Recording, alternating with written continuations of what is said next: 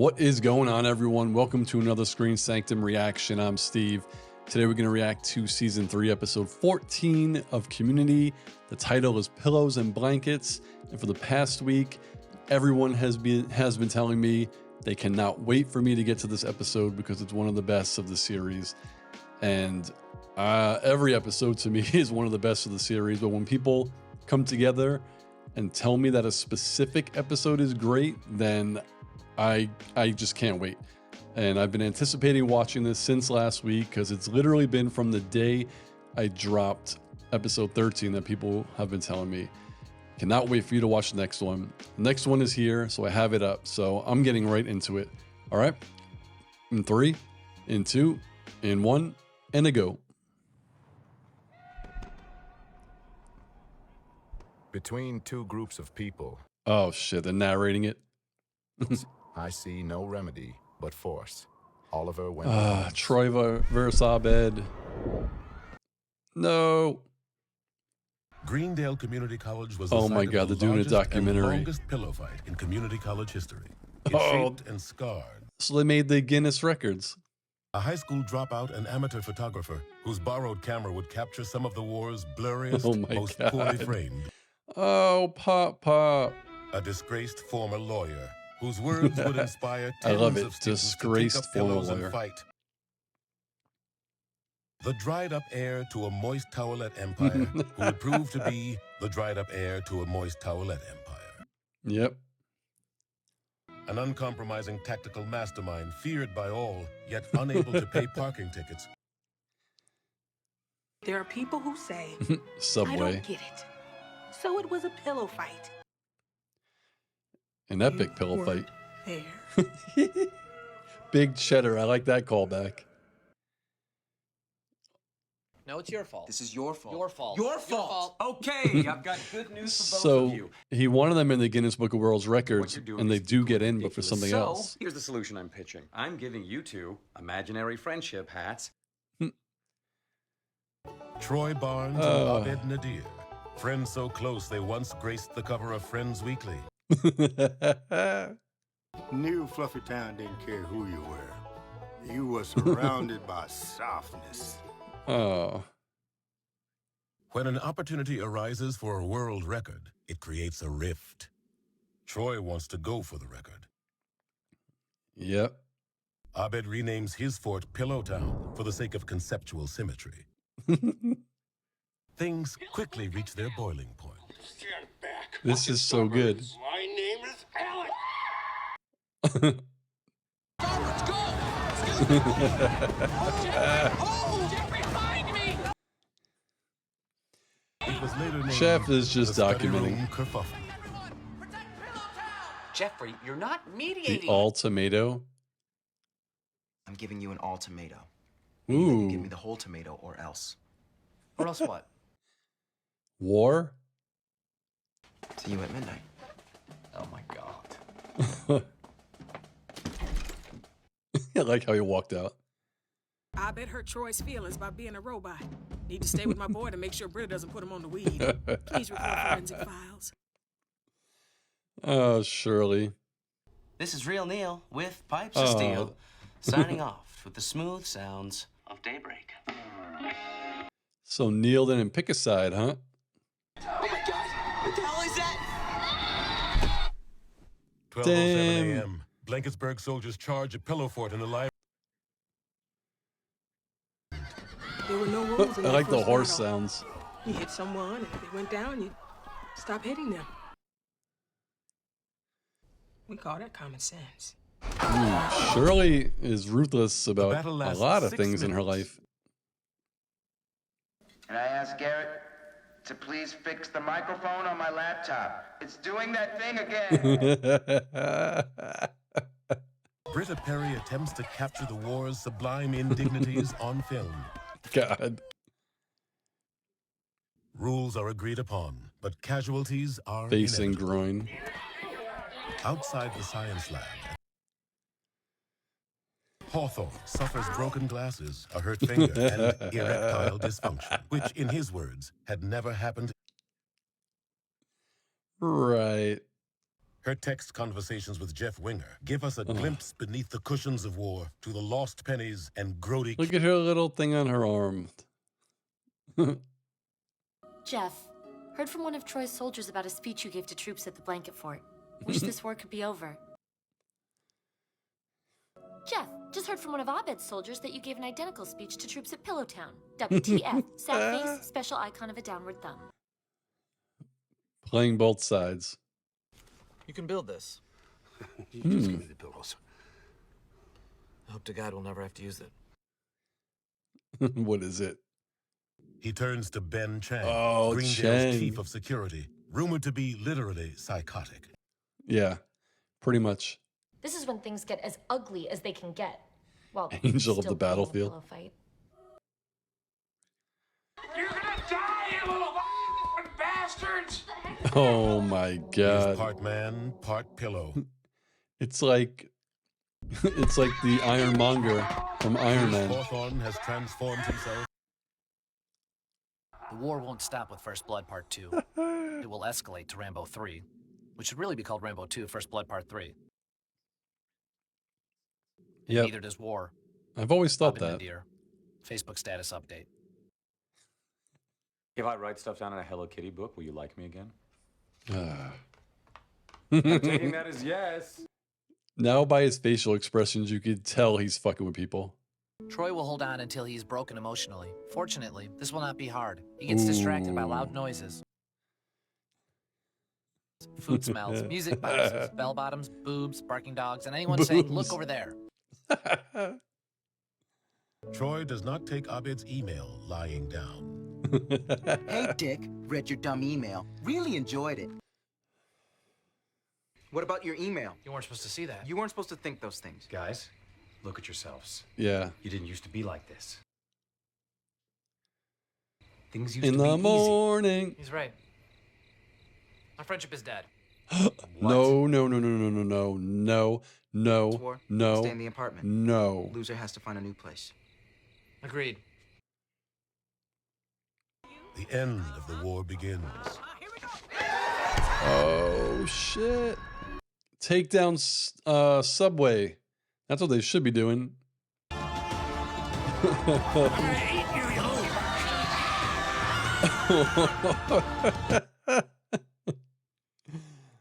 I just heard from the Guinness rep. He's not coming. He's been fired Aw. in what he described Oh. as the world's biggest mistake. Anyway, it's over. What a colossal waste of 2.5 days. They just kept fighting. A Like, for hours. one-on-one pillow fight. Grown-ups now. We have grown-up problems. Oh my That's god. very clear. Yeah. I like the little feather in You his use pillow those hat. magical friendship hats that I got for you. We're not stupid, Jeffrey. We know you made those sarcastically. But he still made them. Here's your magical friendship hat. And Jeff. what?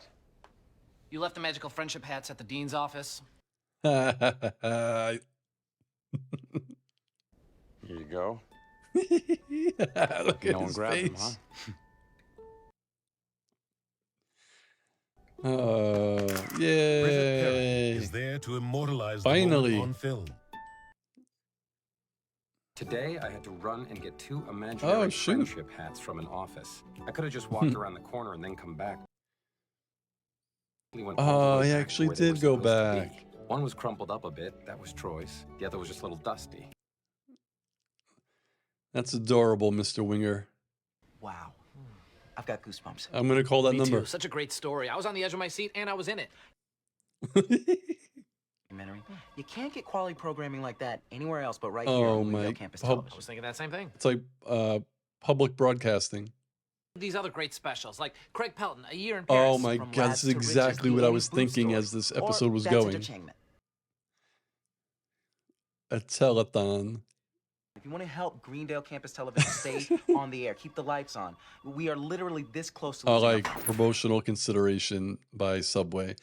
Perfect episode. Everyone was absolutely right. I loved this episode.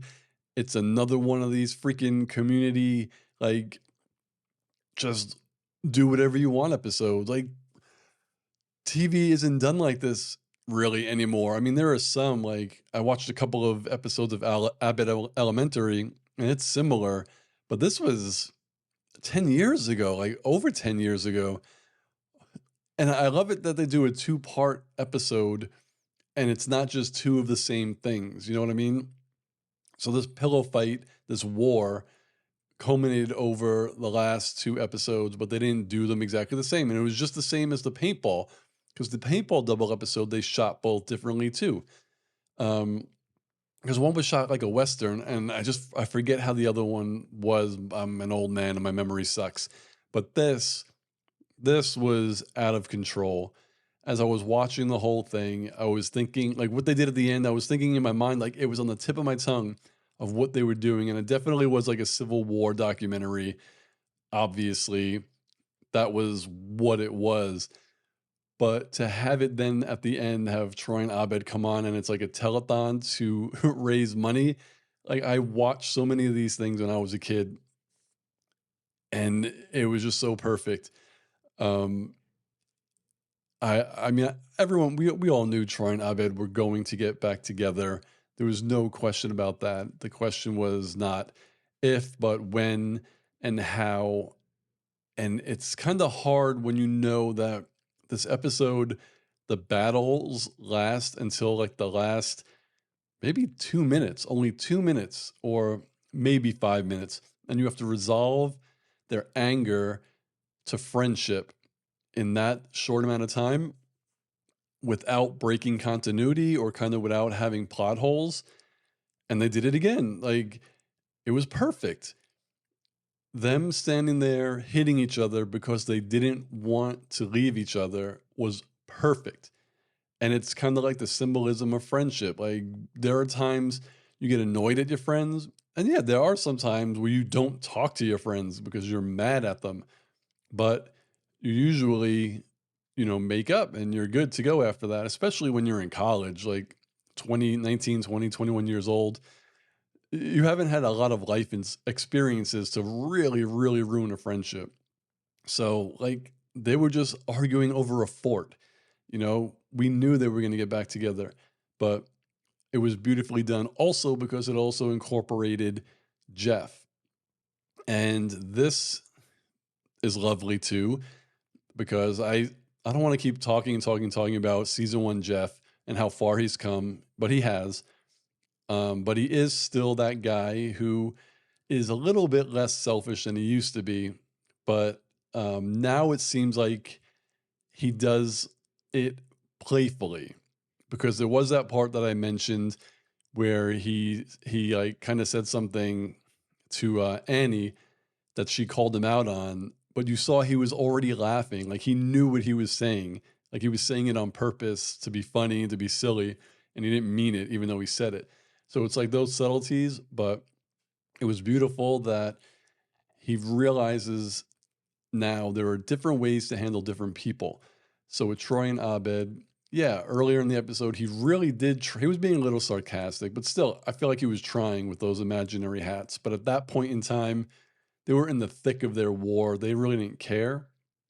So it was really cool at the end that he just went back to using stuff that they're familiar with to get through to them. And this time it works because he realized that the only reason they were going to stand there forever and hit each other was because deep down in their minds, they know that they're going to be friends and they don't want the other to leave. It's just they're mad at each other. So Jeff, as he does, pulls out the imaginary hats. And once they both are like on the same page as Jeff, those aren't the hats. You left them in the office. Once they're back to kind of like having that kind of mindset again of not reality, of fantasy, they're more than halfway back. So again, it was cool that Annie thinks that Jeff just like left the room for like 5-10 minutes. And when she said that, in my head, I was like, that does kind of sound like something Jeff would do. There's no reason to really go all the way back to the dean's office to get an imaginary hat. So I said, Yeah, that's probably what happened. But I loved seeing like the CCTV footage that Jeff actually did go all the way back, because it not only meant something to Troy and Abed, but it now also means something to him, that he's doing something for the good of two people. He wants to see it through. So it was cool that he picks up the fake hat, dusts it off, brings them back, and then, Troy and Abed willfully put the hats on, showing that they're back, believing in fantasy. And yeah, and that was the end. So I gotta admit, you all had me really anticipating, and I really didn't want to wait to watch this episode for a week, but I did, and it wasn't a letdown. It was another really, really creative episode of Community. And again, I'll keep saying it for as long as I have to. They put out some of the most creative episodes of this kind of television that I've ever seen, because, as I said earlier, when I heard there was a part 2, I really thought maybe they shot like 45 to 50 minutes long of an episode and just cut it in half. And obviously they did not do that, because this episode, talk about budgets to get the voiceover and all the cutaways and the graphics. I'm sure it costs a good amount of money. And I appreciate the creators of Community for doing this for all of us, because this was wonderful. So what did you all think of this episode? What do you think of my reaction? Like, subscribe, hit the notification bell, and I'll see you all on the next video. Peace, guys.